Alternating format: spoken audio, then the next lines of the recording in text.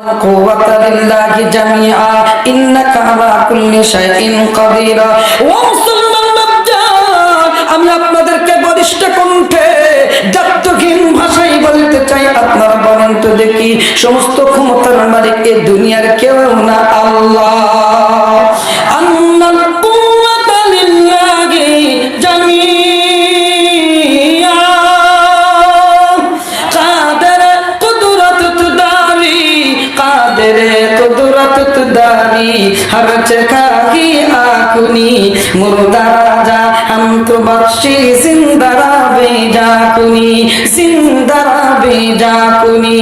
कादर कुदरत तुदारी, कादर कुदरत तुदारी, कादर कुदरत तुदारी, हर जगह की आकुनी मुर्दा राजा हम तो बख्शी जिंदरा बेजा कुनी, जिंदरा बेजा कुनी।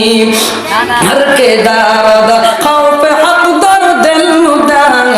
जन्नतुल मावा जन्नतुरा मकाम। আল্লাহু আকবার বলেন, আর একটু আওয়াজ করে বলেন না কেন আল্লাহু আকবার।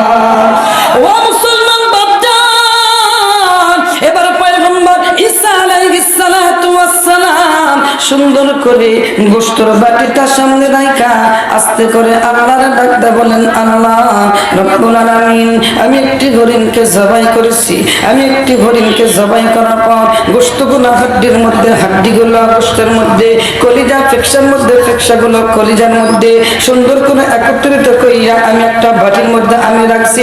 মালিক, মুর্দাকে জিন্দা করার ক্ষমতা পৃথিবীর কারো নাই।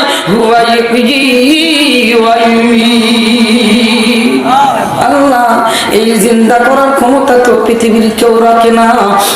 আজকে তোমার কাছে দরখাস্ত করি আল্লাহ, যেই হরিণটাকে আমি জবাই করেছি, এই হরিণকে তুমি সুন্দর করে জিন্দা করে দাও। আল্লাহ পাক আরশ আযমের মালিক পয়গম্বর ঈসাকে ডাকতে বললেন, ওগো পয়গম্বর ঈসা, তোমার জবান থেকে শুধু তুমি বের করো কুম বিইذنিল্লাহ। ওগো ঈসা পয়গম্বর, তোমার জবান থেকে শুধু তুমি বের করবা কুম বিইذنিল্লাহ। তোমার বের করতে দেরি হবে, কিন্তু আমি আরশ আযমের মালিক কেবলমাত্র শুধুমাত্র ওই হরিণকে জিন্দা করতে দেরি করব না। ও মুসলমান বাপজান, এবার পয়গম্বর ঈসা আলাইহিস সালাতু ওয়াস সালাম জবান থেকে কেবলমাত্র শুধুমাত্র বের করলেন কুম বিইذনিল্লাহ। বের করতে দেরি হয়, কিন্তু হরিণ জিন্দা হইতে দেরি হইল না। এবার পয়গম্বর ঈসার এই অলৌকিক ঘটনা, পয়গম্বর ঈসার মুজিজা দেখার পর রুটি সুরের মধ্যে একটা আফসোস হয়ে গেল, দুঃখ। কেন এত ক্ষমতার মালিক কোথায়? মৌলবী মাথার মধ্যে টুপি থাকে, একটা দাড়ি আছে, কিন্তু এত ক্ষমতার মালিক এটা তো জানতাম না, কিন্তু পরিষ্কার ভাবে জানলাম মৌলবীর শরীরের মধ্যেও শক্তি আছে। চিৎকার দা বলেন না কেন আল্লাহু আকবার। টুপির শক্তি আছে না? না, চিৎকার দা বলেন।